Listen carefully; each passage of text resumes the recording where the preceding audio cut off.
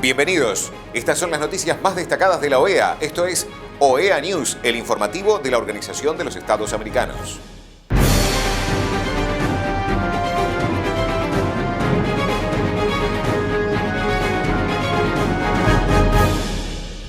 Es momento de compartir los títulos de las noticias más importantes que vamos a estar brindando a ustedes.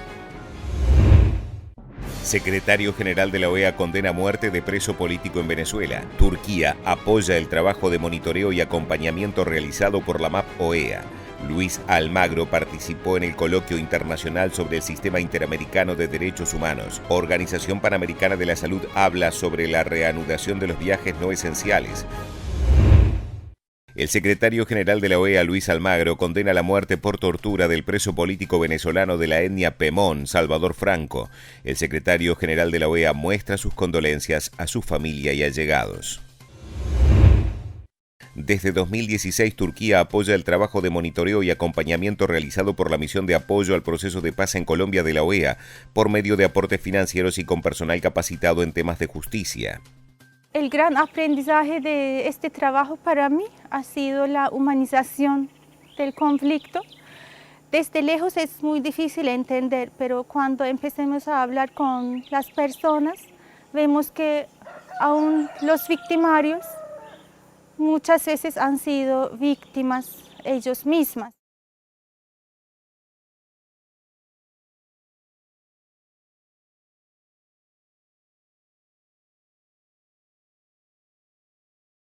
El gobierno de Turquía empezó una política de acercamiento y apertura con América Latina desde los años 90 y nos convertimos en un observador en la Organización de Estados Americanos y empezamos a apoyar la misión de paz en Colombia con algunos recursos como financieros.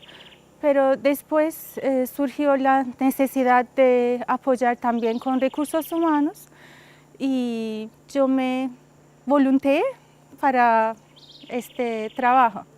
Cuando digo que soy de Turquía, mi país me está prestando para apoyar el proceso, muchas veces me miran como sorpresa.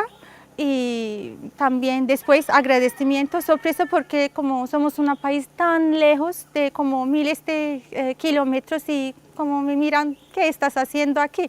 Pero como a través de esta posibilidad siento que también estoy contribuyendo un poco para hacer escuchar el nombre de mi país aquí en Colombia, dándoles el mensaje de que como, aunque estemos lejos, estamos sensibles, nos importa y tratamos de apoyar de una manera u otra. Hago parte del área de justicia en Bogotá. Trabajamos con un equipo de 5 o 6 personas. Mayoritariamente las líneas generales de trabajo es como monitorear las condiciones de acceso a justicia en los territorios más afectados por el conflicto armado y también es una escuela. Aprendí muchas cosas, sigo aprendiendo. Lo que me impacta más es la capacidad inmensa de las personas que veo aquí para recuperarse de un proceso de conflicto y pienso que es un tiempo, un proceso histórico para Colombia y también puede ser ejemplo para otros países. El secretario general de la OEA, Luis Almagro, participó en el coloquio internacional sobre el Sistema Interamericano de Derechos Humanos, organizado por el Centro de Estudios Mexicanos UNAM Boston. Estas dictaduras obviamente son completamente contrarias al cuerpo normativo interamericano y la institucionalidad interamericana, las constituciones y la legislación prácticamente en cada uno de los países del hemisferio. Eso implica otro elemento más. Las dictaduras son el origen y la causa fundamental de la polarización en este hemisferio. Las prácticas dictatoriales son el primer origen de polarización en cada uno de nuestros sistemas políticos. Son los que generan esa introducción de malas prácticas que tiene que ver con la dinámicas de corrupción exacerbadas, cooptación de poderes del Estado, procesos electorales fraudulentos o poco transparentes o poco justos o definitivamente muy injustos, la conculcación de los principales derechos civiles y políticos de la gente.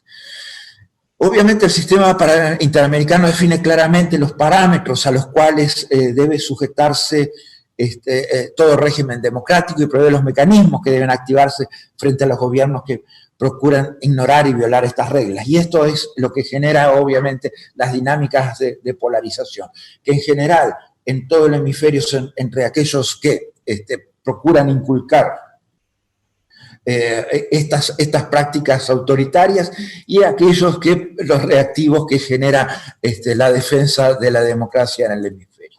Y la defensa de la democracia se hace necesario hacerlo desde el principio. El caso venezolano lo demuestra claramente, o sea, el caso nicaragüense también lo demuestra claramente, que es importante erradicar esas malas prácticas desde el comienzo. Y no siempre es así. A veces el sector privado se aviene a esas dinámicas que les propone el comienzo de estas prácticas autoritarias porque le da 2 o 3 ventajas. Determinados niveles de funcionariado público, de burocracia, también se avienen porque también van sacando 2 o 3 niveles el aparato político partidario obviamente también se aviene porque les permite sostenerse en el poder. Entonces eso obviamente empieza a meter los chirridos en el sistema, empieza a generar las disfuncionalidades. Un Estado de Derecho democrático es diferente de un Estado de Derecho autoritario. En la historia reciente, las dictaduras en América Latina, los gobiernos autoritarios contaban con leyes, pero no eran leyes respetuosas de los derechos humanos. Y había una lógica jurídica, pero no era una lógica jurídica respetuosa de los derechos humanos. Todos los mecanismos del sistema interamericano apuntan a lo mismo, y no deberían haber problemas de interpretación, o sea, la normativa es clara, y siempre vemos con claridad hacia dónde van las malas prácticas y cómo estas malas prácticas se van haciendo más fuertes. El tema son luchar contra las razones de conveniencia que expresé antes para que terminan erosionando el sistema democrático. La Organización Panamericana de la Salud habla sobre la reanudación de los viajes no esenciales. En primer lugar, a nombre de la Organización Panamericana de la Salud, quisiéramos agradecer a las autoridades sanitarias de los países de las Américas por la confianza que brindan a la OPS en su respuesta ante la COVID-19 y por haber acompañado e impulsado el tema de la reanudación de los viajes internacionales no esenciales en un contexto complejo. La pandemia por COVID-19 representa un desafío sin precedentes en nuestra historia reciente. Por su alcance, constituye una emergencia de salud pública de importancia internacional, según lo dispuesto por el Reglamento Sanitario Internacional, el acuerdo adoptado por todos los países del mundo para la gestión de los riesgos de salud pública, evitando interferencias innecesarias con el tráfico y el comercio internacional. Por la naturaleza misma de la COVID-19 y considerando las herramientas de salud pública actualmente disponibles, reanudar el tráfico internacional conlleva a aceptar un riesgo de propagación que lamentablemente no se puede evitar. Ello implica responsabilidades compartidas entre país de origen y país de destino, los operadores, así como la responsabilización de los viajeros debidamente informados sobre los riesgos.